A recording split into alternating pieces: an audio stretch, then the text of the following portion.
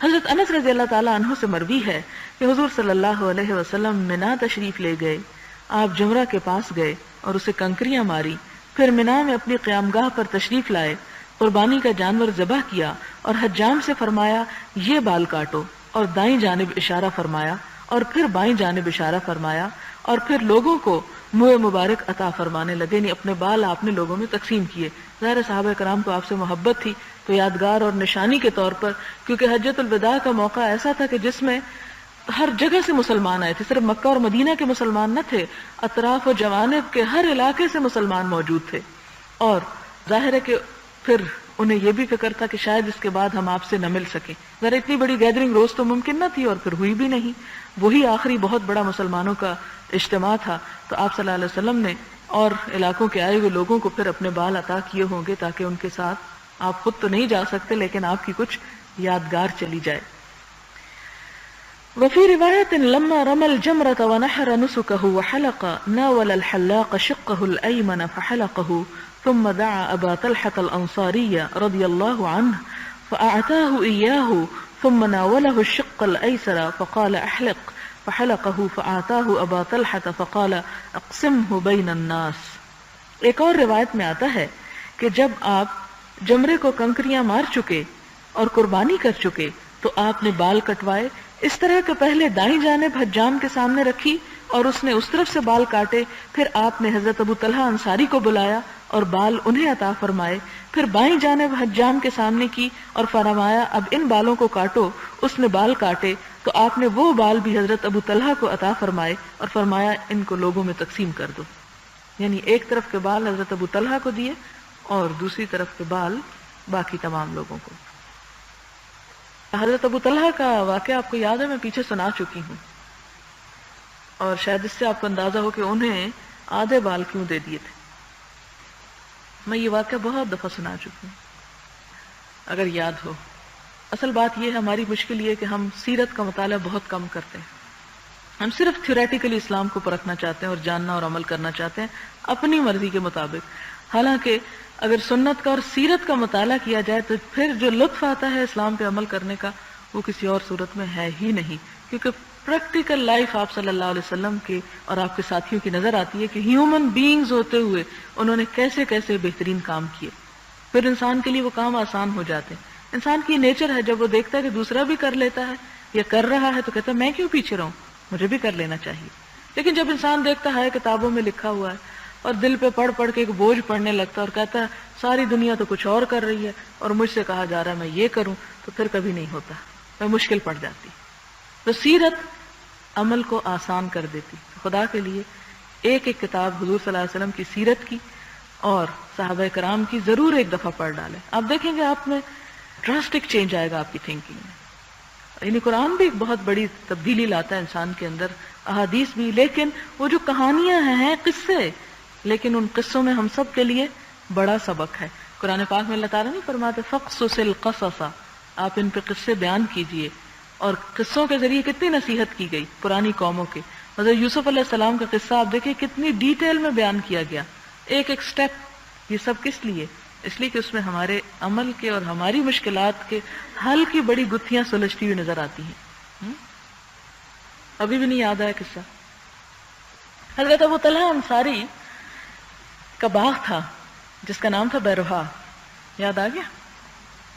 بیروہا باغ تھا، اس میں 600 کھجور کے درخت تھے۔ جب یہ آیت نازل ہوئی لن تنالوا البر حتى تنفقوا مما تحبون، کہ ہرگز تم نیکی کو نہیں پا سکتے جب تک وہ خرچ نہ کرو جس سے محبت کرتے ہو۔ تو وہ حضور صلی اللہ علیہ وسلم کے پاس اور کہنا کہ اے اللہ کے رسول صلی اللہ علیہ وسلم ان احب اموالی الی بیروہا، یا رسول اللہ صلی اللہ علیہ وسلم میرے مال میں مجھے سب سے زیادہ عزیز چیز جو ہے وہ بیرہا ہے، یعنی بیرہا کا باغ ہے جس میں کنواں بھی تھا، اور اس کنویں سے آپ صلی اللہ علیہ وسلم میٹھا پانی منگوایا کرتے تھے۔ آپ اس باغ میں جاتے تھے اور وہاں بیٹھا کرتے تھے اور اس کی کھجوریں اور وہ پانی پیا کرتے تھے۔ جب آپ صلی اللہ علیہ وسلم کے پاس وہ لے کر آئے، کہا اپنا ہاتھ لائیے، اور وہ ہاتھ سے مراد ظاہر باغ اٹھا کے تو نہیں لا سکتے تھے، اپنا آپ لائے، کہتے اپنا ہاتھ بڑھائیے میں آپ کو دینا چاہتا ہوں، یعنی آپ کے ہاتھ پہ ہاتھ رکھ کے وعدہ کرتا ہوں کہ یہ اب آپ اسے جیسے چاہیں استعمال کریں۔ تو پھر آپ صلی اللہ علیہ وسلم نے فرمایا کہ جاؤ اور اسے اپنے رشتہ داروں میں تقسیم کر دو۔ اسے اپنے رشتہ داروں کو دے دو. اور انہوں نے اپنے رشتہ داروں میں اس باغ کو تقسیم کیا، اور حسان بن ثابت اور ابی ابن کعب تھے شاید جن کو یہ دیا گیا، جو ایک ان کے رشتے میں 5ویں دادا سے جا کے ملتے تھے رشتہ. ذرا رشتے دیکھیں، ہم تو اپنے فرسٹ کزن کو پہچانتے نہیں، اور ایک 7ویں پشت پر، ایک 5ویں پشت پر رشتہ دار تھا اور ایک 7ویں پشت پر. اور ان کو کیوں دیا گیا؟ آپ نے فرمایا کہ اللہ نے تمہارا یہ باغ قبول کر لیا، تسلی رکھو، جو اجر تمہیں ملنا تھا مل گیا، جاؤ انہیں دے دو.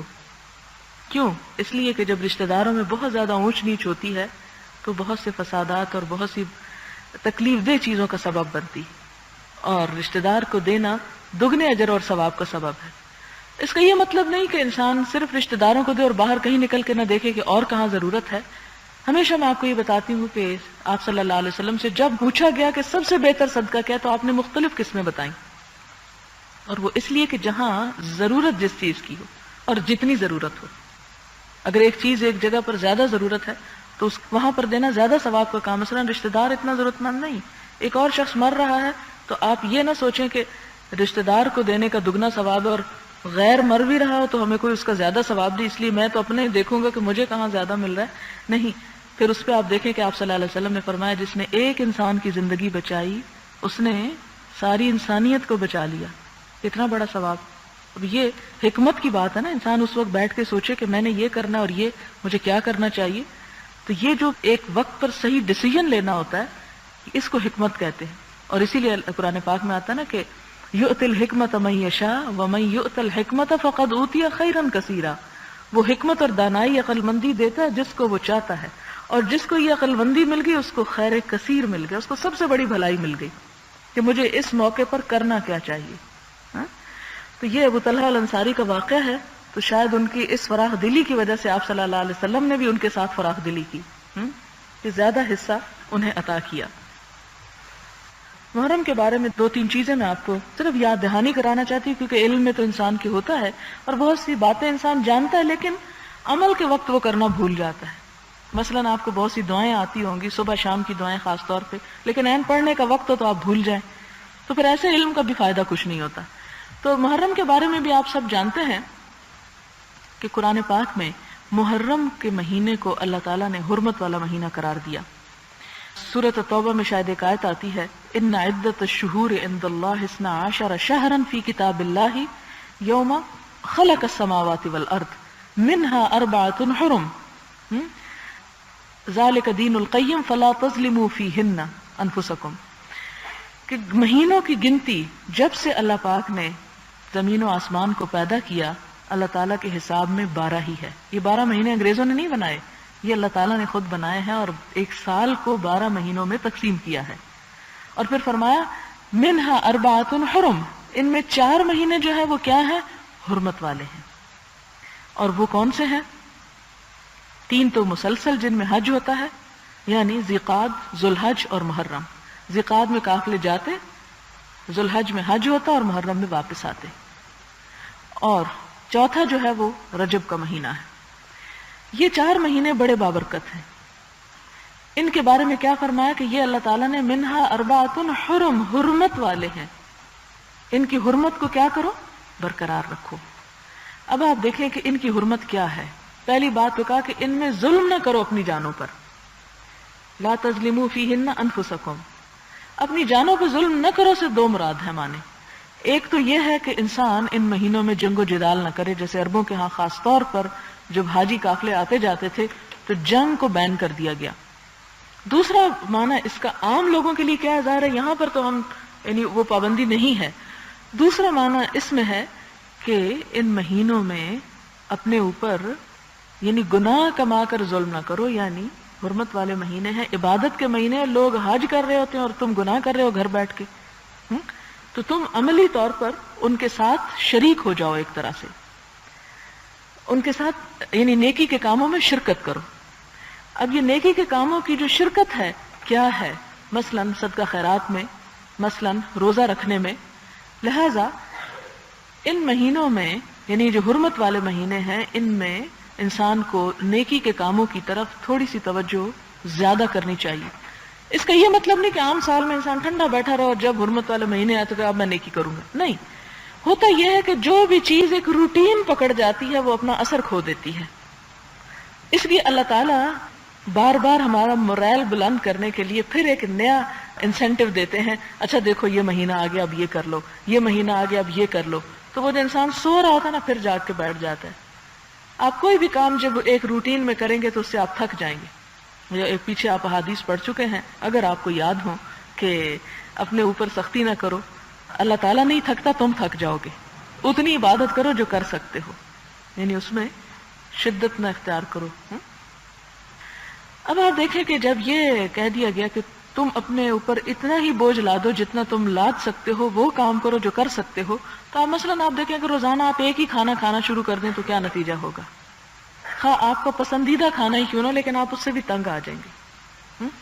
اگر آپ ہر روز روزہ رکھنا شروع کر دیں گے تو اس سے بھی آپ تنگ آ جائیں گے، اور پھر اس روزے میں لطف باقی نہیں رہے گا. اسی لیے ہمیں مسلسل روزے رکھنے سے منع کیا گیا ہے. ایک دن روزہ رکھو اور ایک دن نہ رکھو. صوم داؤدی اس کو کہتے ہیں.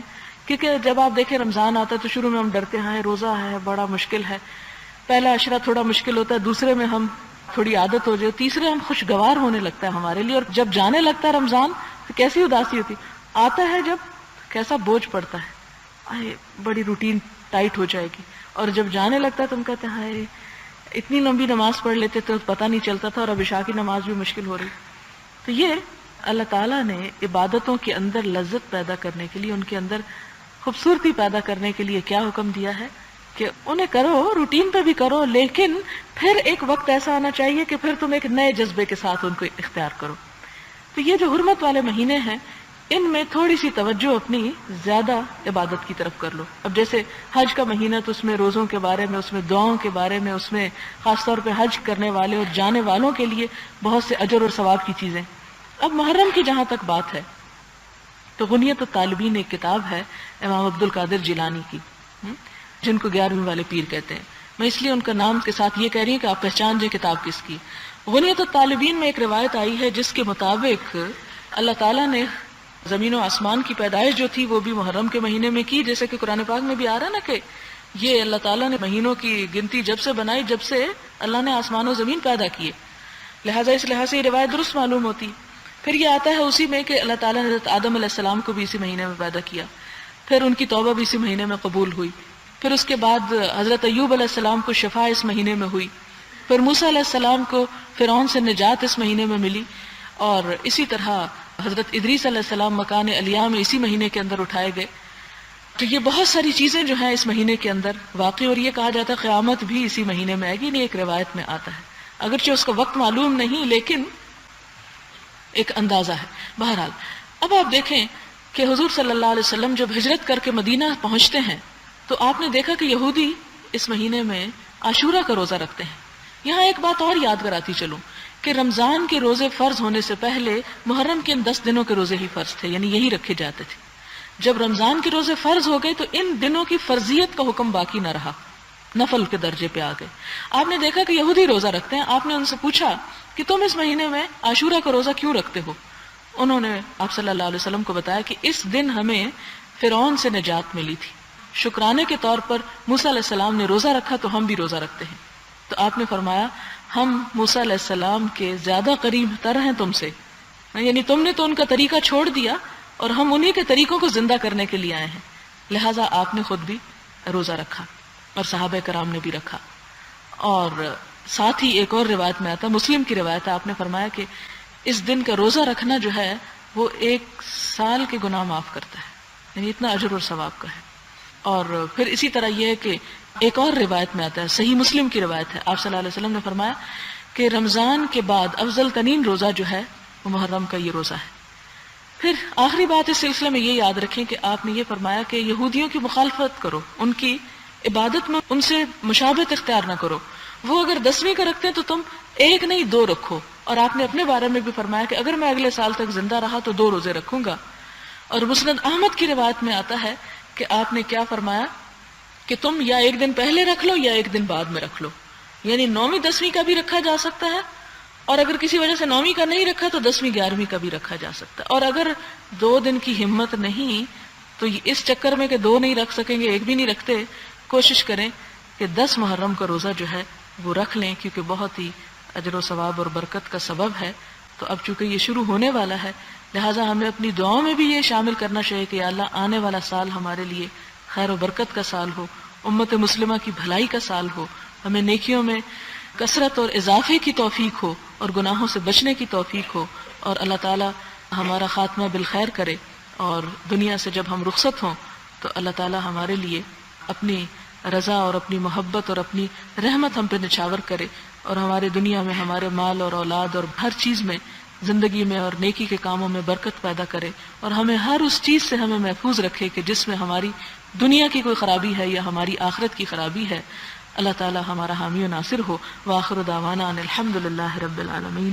سبحان ربک رب العزت عما یصفون وسلام علی المرسلین والحمد للہ رب العالمین.